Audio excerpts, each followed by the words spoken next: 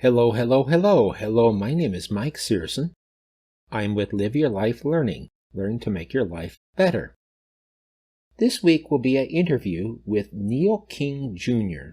Neil King Jr. has had a remarkable journey as a Washington reporter for the Wall Street Journal. He earned a Pulitzer Prize for the 9/11 coverage. We will talk about some of his experiences of being a reporter, as well as his new book called American Ramble, A Walk of Memory and Renewal. In the book, he talks about his 26-day, 330-mile journey as he walks from his home from Washington, D.C. to New York City. The book is available on Amazon. It was rated 4.7 out of 5 stars. 78% of the readers who left reviews gave it a 5-star rating.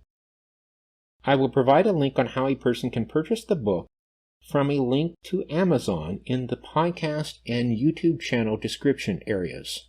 Now on to the interview. Well, welcome to the podcast of Live Your Life Learning.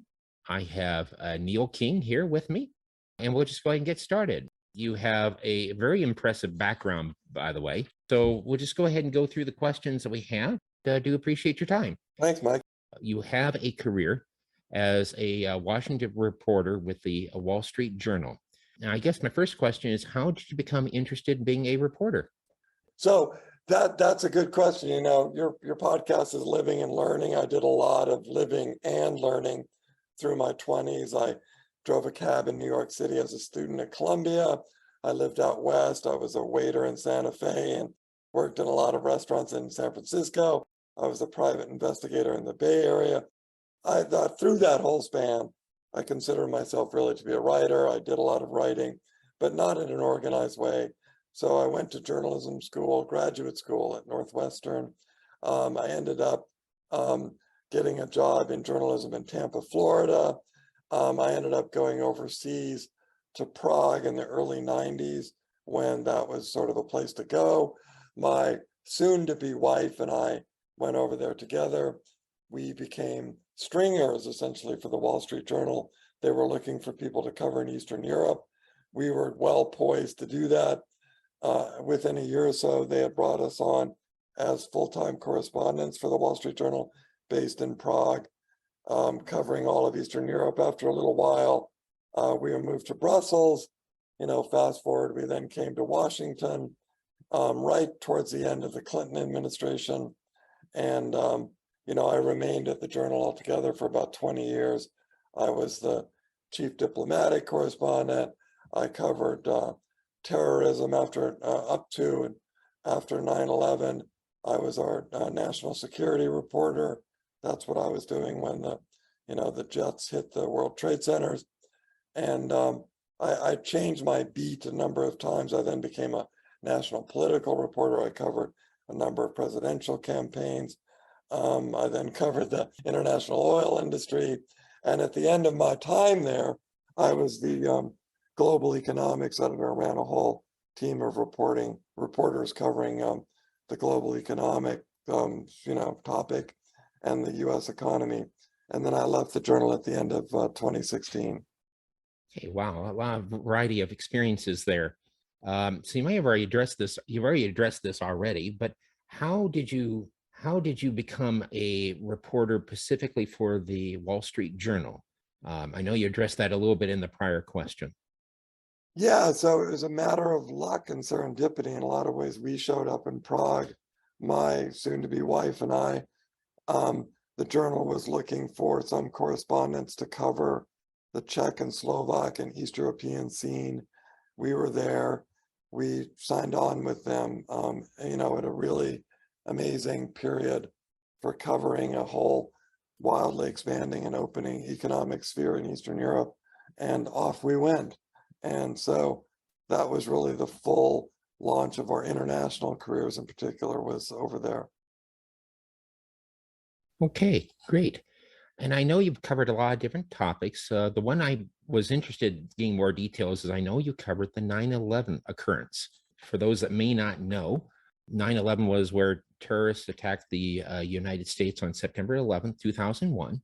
Terrorists took over 4 commercial flights, and the basically what happened is the 4 commercial flights became weapons. 2 commercial flights attacked the World Trade Center. 1 commercial flight attacked the Pentagon in Arlington, Virginia, and 1 plane crashed in Western Pennsylvania.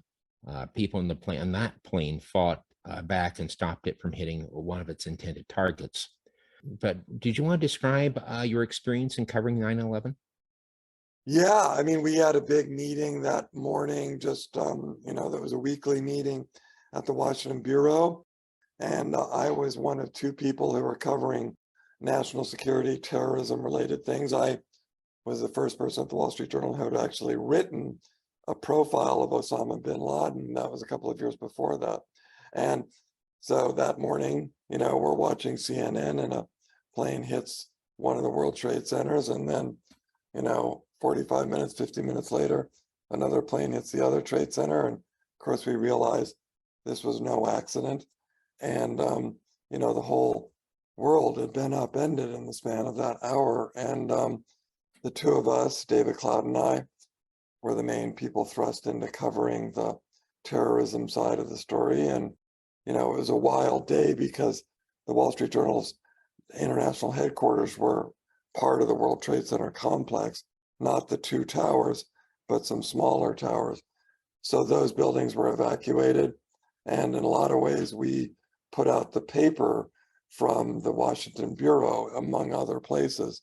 So that was a day to remember, as it was for everybody, and a quite extraordinary series of events for us to cover, both in Washington and out of New York. I read and researched that your coverage of the 9/11 coverage was recognized. What did it feel like to win the Pulitzer Prize for your 9/11 coverage?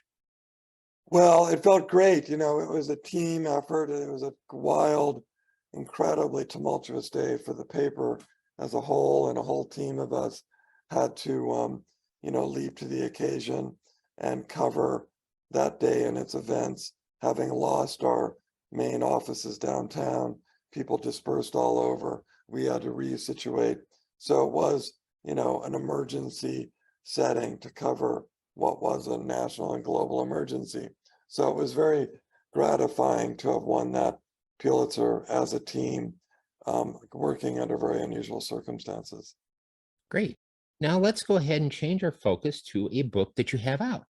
Yes, The book is called American Ramble, A Walk of Memory and Renewal. It's about I believe it's your 26, what it describes as your 26-day, 330-mile journey where you walk from your home in Washington, D.C. to New York City. I guess I would like to ask a few questions about that. And the first question would be, what inspired you to do the walk? So I live 9 blocks east of the US Capitol on Capitol Hill.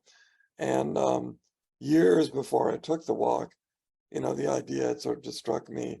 What if I were to walk out my door and either take a right or a left and chart my way up to New York City in a fairly direct way? What would the pedestrian experience of that stretch of the land feel like? Because it's a very congested part of the country, known for its I-95 and for the Acela, and for those who choose to fly the, national airport to LaGuardia or whatever. But it's a very competitive, brisk, congested part of the national geography. And I was like, great, what if I were to walk it? And for that matter, back in the long ago days, what were the routes that those who decided to walk it or to ride a horse or to take a carriage pre, railroad, what were those routes like? And so, it had stuck in my mind for years. I kept thinking about it. I kept looking at the various ways that people had done it. How had George Washington gotten to his inauguration from Mount Vernon to Lower Manhattan? What route did he take? So as the time went by, the idea got more interesting. I immersed myself more in what it might look like. I made then increasingly elaborate plans to actually set off and do it. And I had resolved then to walk out my door on the 26th of March of 2020 and here was this elaborate plan, and lo and behold, a virus came up and laid low those bold plans, as it laid low all of our bold plans for the spring of 2020. And so I had to reconfigure, and I gave myself another year. I figured, well, what about the end of March of 2021? And then I watched, all kinds of extraordinary events, political, social, medical, play out. And as it turns out, the difference between walking out my door at the end of March of 2020 and doing it at the end of 2021 was a world of difference. The whole world had changed dramatically. And so then I walked out my door into a very different America. Okay, great. I know that you've dealt with this, some elements on this in the previous question, but when did you get the idea for a walk? Did it happen all of a sudden, or was it more, as you mentioned, more of maybe like a gradual process where you got the pieces together? I would say yes, both. It wasn't all of a sudden like, hey, I really should do this. It started kind of as a joke almost to myself, like, what if I were to do this? Wouldn't that be strange? What would it look like? And then as I resolved to do it, I made the plan, I decided on the route. Then it morphed into something in many ways different, more of a exploration of our history, of our past, an examination of one single spring.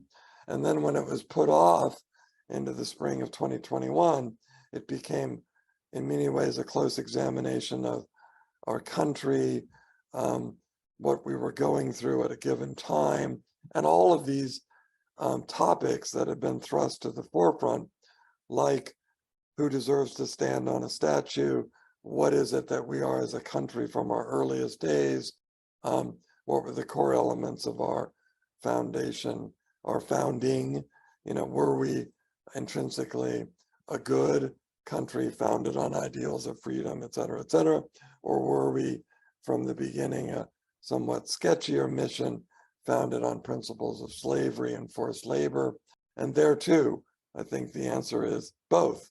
And, I gave myself essentially a month to walk out my door and examine up close and with a high level of attentiveness some of these core elements, not just of our history, but of questions of how is it that we spend our lives, what do we devote our time to, what's a good way to go about our allotted time. And I'd gone through some health scares. I'd had a stretch where I thought I might not be granted my sixth decade, and lo and behold, my 60s, I should say. And so that also put a different spin, a different twist on the time when it was that I actually did walk out my door and go examine this stretch of 330 miles of our countryside. Great to know. Again, you dealt with some of these elements previously in some of your prior questions, but do you want to give more details about how did you plan your trip? How did you decide what places to visit when you did your walk? Yeah, so that's a good question. I had spent, because I was granted this extra year, I was able to immerse myself even more in the travel log, thick batch of memoirs and the like that so many people had written in the earliest decades of the country, which was very interesting. And there's a huge number of these accounts in which people would go out, mainly from Boston or New York, down to Washington, maybe down to Charleston, and look at the country and say, what to make of this place. Alexis de Tocqueville came and did that. Charles Dickens came and did that. A multitude of men and women came to do various versions of what I then set out to do, which was to go out and to look in detail at the countryside and the people that I would meet along the way. So that was essentially my methodology. I, meanwhile, had determined, after thinking of a lot of different routes, what would be the most story-rich and meaning-rich route that I could take. And I decided I would go north across the Mason-Dixon line at one of its most important inflection points on my way to York County in Pennsylvania and the town of York, and from then across the Susquehanna to the town of Lancaster in Lancaster County, which was rich with all kinds of stories of the Anabaptists, the Mennonites and Amish who had settled there, and across that way through Pennsylvania, down to Valley Forge, on to Philadelphia itself, which is to say that as I plotted my route, I went where the stories were, and I went where there were things to extract that were meaningful and that said something about why we decide to care about when and so on. So it was a mixture of a lot of very elaborate planning for where I would stay, what kinds of bed and breakfasts or Airbnbs. I wasn't going to be camping out. So I kind of meticulously laid out that whole thing along the way. And I went to the places that spoke to me, basically. That's great. Uh, in your travels, you actually had a quote that I was interested in getting more information about. You had a quote that went something like this: "Do not conform to the world, but transform yourself through a renewal," if I have that correct. Did you want to give some more details and some background about it? Yeah, that was a big moment. So I was in Lancaster County. I had left Lancaster itself and entered this, Anabaptist part of Pennsylvania, a very rich area for a kind of an ongoing experiment that went back to the European Reformation, and for that matter, the arrival of these people then, the Amish and the Mennonites, who had been pushed out of parts of Germany and Switzerland, and because of their religious practices, and they had ended up in this area of Pennsylvania. So on this day, I'm walking up a road. I see these kids playing softball. I go out in their playground. They're these Mennonite kids, 8th and 9th graders. The women, the young women, the girls, dressed in these long floral dresses with these white head bonnets on. Unbelievably good, very aggressive softball players playing with these boys. And I watched them play and was astonished at how good they were.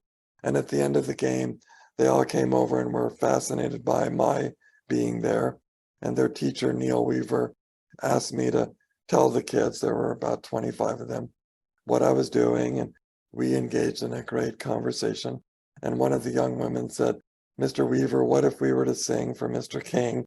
And they invited me into their school, the Farmersville Mennonite School.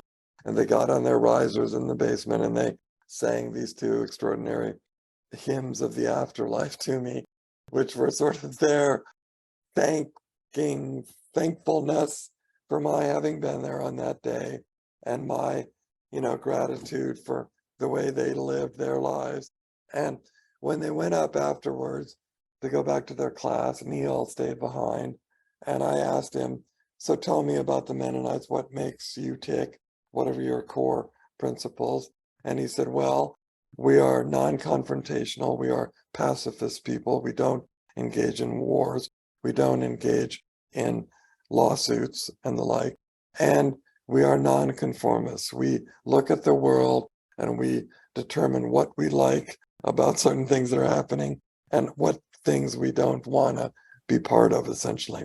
And then he quoted this line from St. Paul to the Romans, a letter from St. Paul that's part of the New Testament. And it was, "Do not conform to this world, but refresh yourself through a renewal of your mind." And which was very germane, I think, in a lot of ways to your own podcast, which is engage in a constant sense of or spirit of renewal of yourself, of your spirit. And don't just let the world form you.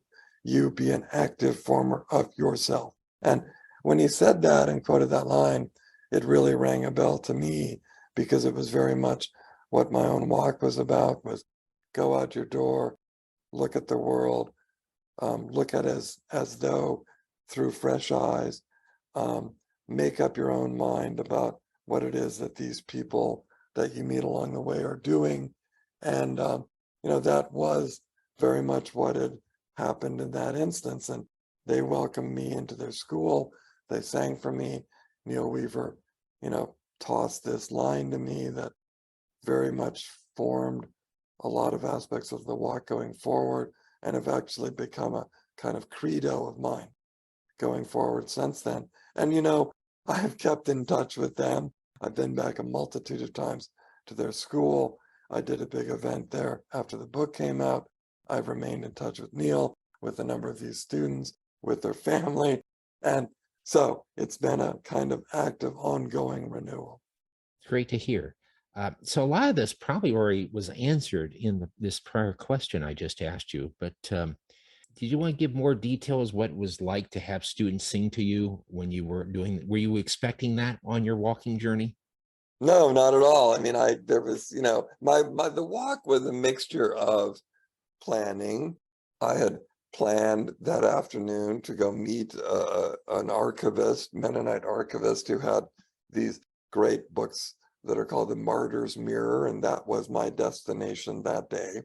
But as walks will go, you have your destination for the day, or a multitude of destinations for the day, and then you have your grander destination of where the walk is itself going. But then things happen, and those things in their own right become their own destinations you didn't know about. And no, I had no anticipation of having met these kids, gone into that school, meeting Neil Weaver.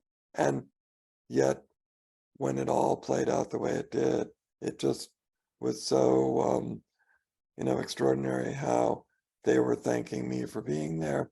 They were singing these, these are eighth and ninth graders on a beautiful spring day, and they're singing about their kind of longing for time after death, which struck me as strange. And Neil himself actually kind of laughed about it later because no, they're not wanting to die. But on the other hand, this is built into their worldview. And it was the whole of it was just a great series of lessons, kind of ongoing lessons. And the whole day was jam-packed with things like that. And it just, look, it's evidence of what can happen if you walk out your door with a very firm kind of resolve to be kind of radically open to the people that you meet, non-judgmental about what it is that they're doing with their own lives, open to gaining some, inspirations from the people that you encounter. And they responded to me, I was there in an open way, fascinated about them. In turn, they were fascinated about me, and they sang these songs to me as an act of recognition of our having kind of hit it off, and it was a great mixture all the way around. That's great to interesting to hear. You've dealt with some of this stuff already in the prior question, but did you want to go through some more details about how you would have sometimes your planned events, but then you would have your unexpected events on your journey? The whole of the walk was a mixture of those two forces. I didn't just embark willy-nilly and hope that things would fall into place. I had put all this kind of prior thought into, okay, I'm going to meet this man who's fascinated with these petroglyphs that were carved in these rocks in the Susquehanna River. He took me out on his boat and he showed me these thunderbirds and snakes and all these various carvings that the Susquehannocks had done 1,000 years ago. And that was an extraordinary day, Easter Sunday. I went into Lancaster itself and met with the people that tend to the history there. And that was a great experience of understanding some of the kind of tectonic plates that are moving within our appreciation of American history. And then the next day, I go into that part of Lancaster County on my way to meet the archivist, to talk about the Martyr's Mirror and to see other things. And lo and behold, I stumble upon these kids. The next day, I was off to go to a house that I had found out about that had been lived in for, at that point, 10 generations of the same family, going back to pre-revolutionary days. A German American family that had come under very unusual circumstances. I ended up meeting a farrier, a horseshoer, and spent 45 minutes in his barn as he shoed a fellow Mennonite's horse. And we had a fantastic conversation while on my way to meeting the Fry family. And kind of every day played out that way for the most part. There were some days I didn't have a fixed kind of set of appointments, I guess you would say, and other things would fall into place to sort of take that vacuum, I guess. And the whole of the walk was really like that. It was, okay, I know where I'm going, or I'm going to meet this person at Valley Forge, an historian who's going to tell me and walk me through the story of why that place matters to us now, that grim winter of 1777, 78. And so there would be a day that would have these things built in, but then other things would come about, me fishing on a stream that I hadn't really planned to fish on, and so on. And the whole of the 26-day walk to New York was a mixture of serendipitous things happening, planned things happening, and both of them having their own kind of richness. And it's what, magically made the whole of that walk just a time unlike other times for me personally. And I like to argue, to readers, to listeners, that if they are so called to go out on a similar ramble, a similar walk, I'm pretty confident that other similarly magical things will happen to you. It's interesting to hear that. Actually, that last part of that last answer actually leads into the next question, which was, what advice would you give a person thinking about their own long distance walk somewhere in the United States? It's pretty simple from my outlook, and it doesn't have to be 26 days. It doesn't have to be 300 miles. It could be longer. It could be much shorter. But the basic principle of it is, in my mind, you determine a place within your state, maybe in another state, that is meaningful to you, meaningful to your own fascination about the country, about your region. And I am positive that no part of the country is lacking in such places. And I could give many, many recommendations. I myself am really interested in walking to Harper's Ferry. I'm really interested in walking to Richmond, Virginia. There's just a multitude. I'm interested in walking from New York up to Walden Pond. I'm interested in doing a walk from possibly Plymouth Rock to Walden Pond. So, you could go on, I could go on and on, any part of the West, of the Middle West, of the South, of the Southwest. And then, though, this is the important part, I think, give yourself time, months, to do a real thoughtful study of, the geology in between, the geography, the human history of the places in between. And so when you go out your door, you're bringing meaning with you. And I say in the book that my experience is that the more meaning you bring with you in your mind, in the prior study, the more meaning the places give you in return, the people you meet, the places you encounter, the rivers you come upon, all of that. And there's such a rich tapestry of every time I came to a major river, the Susquehanna, the Delaware, the Hudson, these are, sacred places, and places that have their own deep geological history. The Susquehanna is like the 5th oldest river in the world. And, it predates the North America as we know it in its current configuration. And so you then set out on your ramble, your pilgrimage, and being so pre-armed, all of it is going to be so much more significant. So that's my basic advice. That's great to hear. I'm going to ask some questions here about the walk itself here, if that's okay. The next question would be, what did you like about the walk? Was there any, you mentioned some events already that you enjoyed, but was there other events that you enjoyed, or did you have some collective thoughts about the stuff that you enjoyed walking? Or do you have some collective thoughts about some of the um, stuff that you enjoyed along the walk? Yeah, I mean, I could go on and on about, 26 days being filled with a multitude of so many different things that came out of nowhere, or, kind of wondrous doors I was able to open because I had given it a lot of thought in advance. And, my encounter, for instance, with I-95, the Jersey Turnpike, and, you know, I'd I'd done a lot of research just looking at Google Maps and Google Satellite on where exactly I wanted to have my personal confrontation, I guess you might even say, with, that major artery for carrying people at 60, 70, 80 miles an hour up and down the East Coast. And so I'd settled on this town of Cranberry, New Jersey, and I could tell it was a very quaint historical place, but right to the east of it were all of these huge warehouses, Wayfair, Amazon, Home Depot, all of that kind of thing.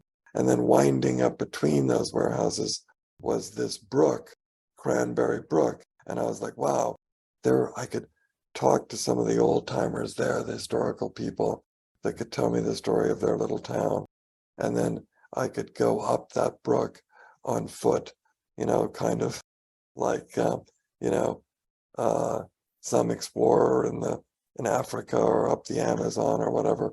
And I could then go through past the warehouses and underneath the turnpike. And when I told the people when I was there that morning what I was planning to do, they were looking at me skeptically and saying, no, you're not going to be able to walk up that brook. You're not going to be able to walk underneath the turnpike. It's all a brook. It's all water. It's a big estuary, essentially. And so they immediately came up with a better idea. They would lend me a kayak. And this one young man, as a school teacher, showed up, gave me all the directions I would need to overcome all these various log jams and such things on my way up. And off I went in his kayak. And I said, wait, what am I going to do with your kayak when I'm up the river? And he said, oh, just leave it on the other side of the turnpike. I'll come up later and get it.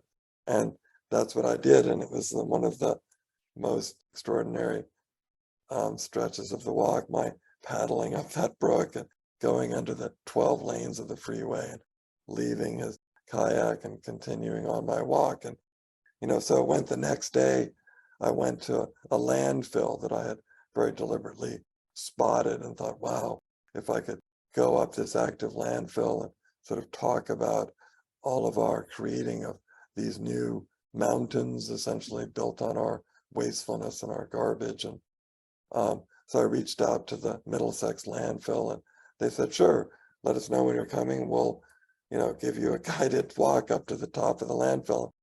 There we went that morning. And it was from there that I got my first 34-mile away glimpse of Manhattan, my destination, and saw them, actively building this thing that if it continues at the pace that it's at now, within 20 or 30 years will be the highest point south of Maine on the whole Atlantic seacoast. So that was another great, but a little more disturbing sort of, expedition along my route to Manhattan. Okay, now I'd like to ask a similar question, but just a little bit different. What were some of the things you did not like when you took your walk? I didn't have a lot of, sour or sad experiences, really.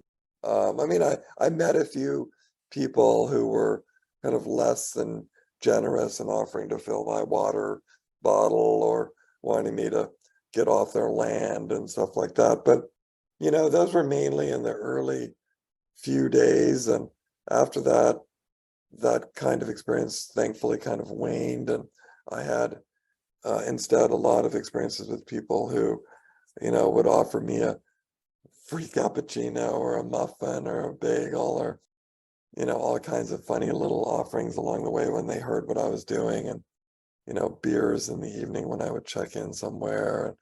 There was a lot of that kind of response. There was not actually much of a, a saga of, contrary experiences or setbacks.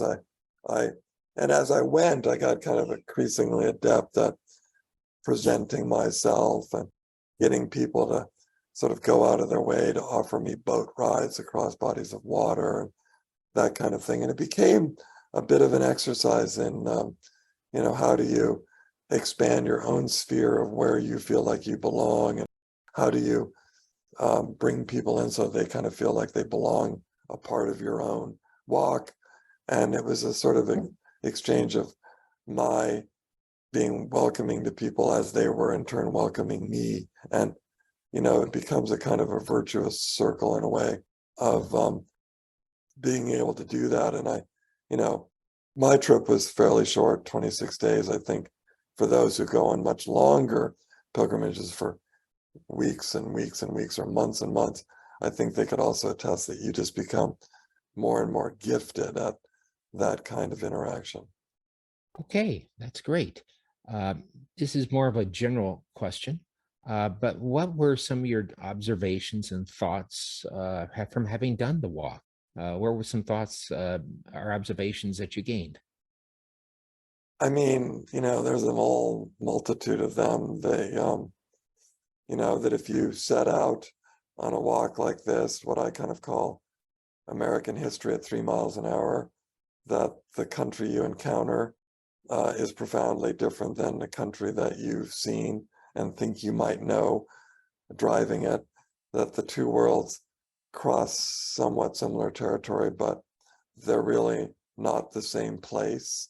It may seem odd to think that it's not literally the same place, but I would argue that they aren't. The road you drive down at 60 or 70 miles an hour and the road you walk down at 2.5, 3 miles an hour are infinitely different places. And, it's worth noting that there have been 500 or so generations of humans since, we began to do rudimentary farming and kind of settle in a single places and not move constantly.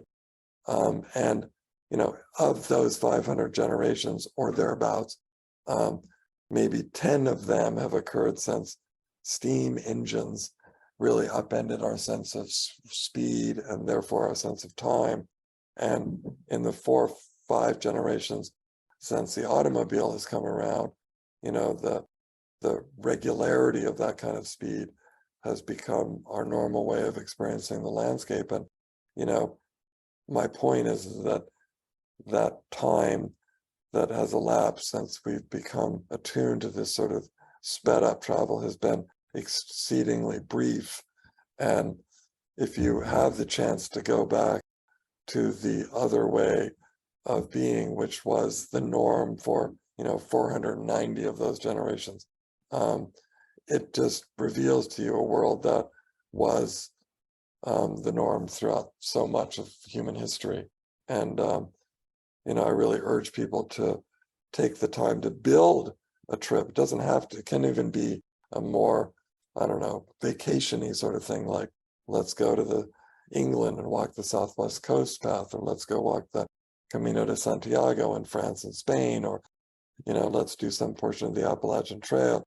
And it's just a window into a very, very different way of being and of interacting with other people. And if you do it, you also realize that your spirit opens up in ways that you might not be familiar with if you've never done this kind of thing. And particularly so, I would argue, if you eschew the use of headphones and listening to music, or no no knock on podcasts, but just avoid the foreign inputs into your ears and just give yourself over to the observing of the season, of the days as they pass, of the different kinds of trees, and just make it a kind of meditation and attentiveness.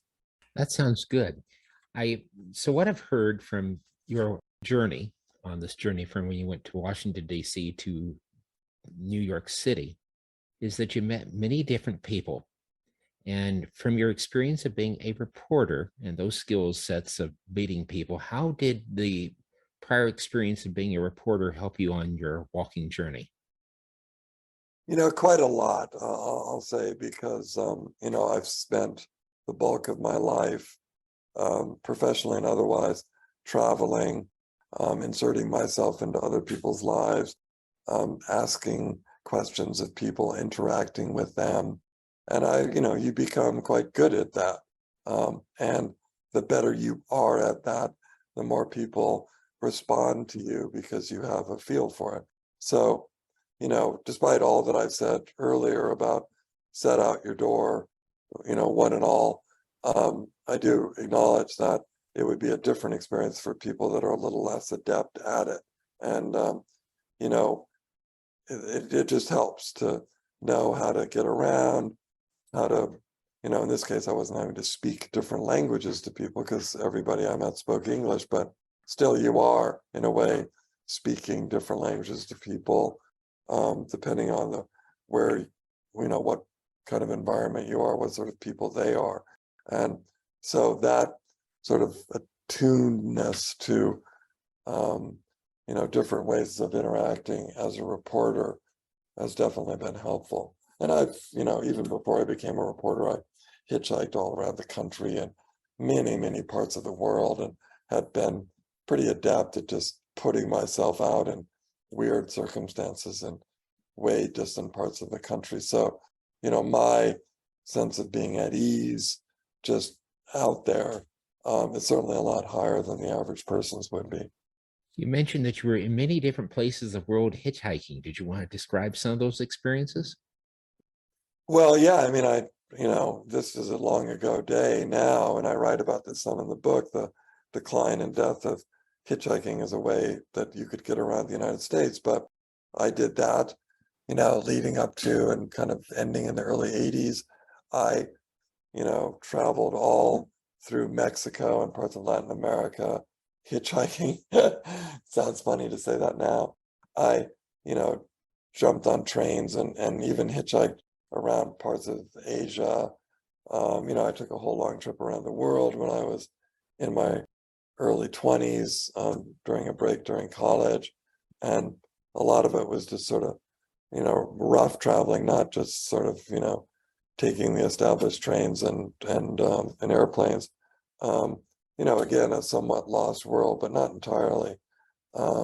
So there was a lot of adventurous travel like that that definitely makes you more adept and more sort of skilled, and also a lot less fearful of, things that others might think might happen. Okay. Another question. Are you planning on any additional walks? Yeah, I am. I have a bunch of different things that I'm contemplating at the moment, and as I think about a next book, I'm thinking about, building a book around not necessarily, the similar sort of thing, walk out my door to another place, but maybe a series of different explorations of the American landscape and the American story, but largely built around more intimate context with the places than you would have if you were doing it by vehicle. Looking forward to hearing those stories when you have them. Final question is, do you have any additional thoughts you'd like to add?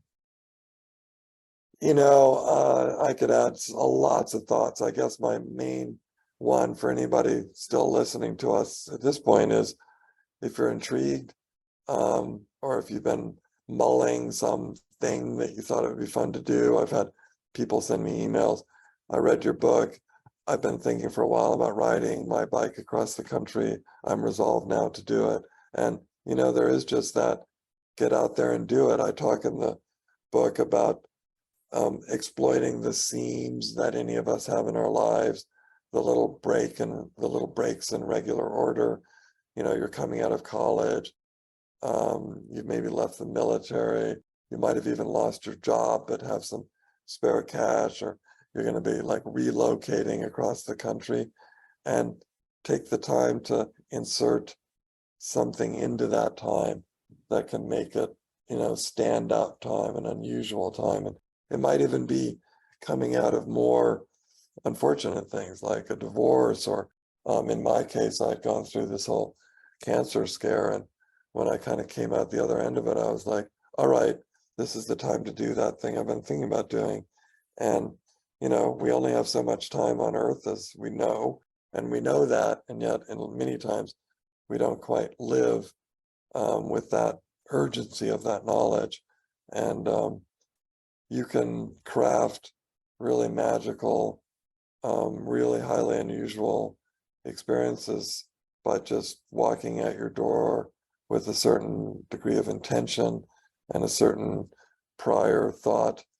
And, you can be talking about it for years later because of all the things that came of it, which was what happened for me on the month or so I took taking this stroll to New York. Well, those are the questions I have. I do appreciate you taking your time to talk to me. Thank you. Absolutely, Mike. I really appreciate it, and I appreciate you reaching out. Interview guest opinions are the opinions of the guests and may not necessarily reflect the opinions of Live Your Life Learning. The purpose of the content is to provide insight, research, and opinion, not to provide professional, legal, or tax advice. Please see an individual expert for individual guidance. Thanks for listening. Thank you.